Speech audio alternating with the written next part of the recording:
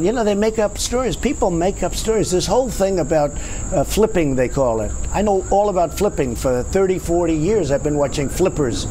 Everything's wonderful, and then they get 10 years in jail, and they flip on whoever the next highest one is, or as high as you can go.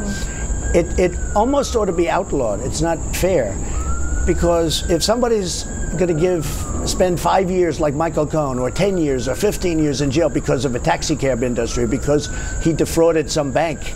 The last two were the tiny ones. You know, campaign violations are considered not a big deal, frankly. But if somebody defrauded a bank and he's going to get 10 years in jail or 20 years in jail, but if you can say something bad about Donald Trump and you'll go down to 2 years or 3 years, which is the deal he made, in all fairness to him, most people are going to do that. And I've seen it many times. I've had many friends involved in this stuff. It's called flipping, and it almost ought to be illegal. I have great respect for what he's done in terms of what he's gone through. You know, he worked for Ronald Reagan for years. He worked for Bob Dole.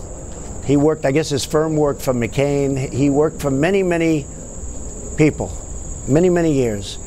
And I would say what he did, some of the charges they threw against him, every consultant, every lobbyist in Washington probably does.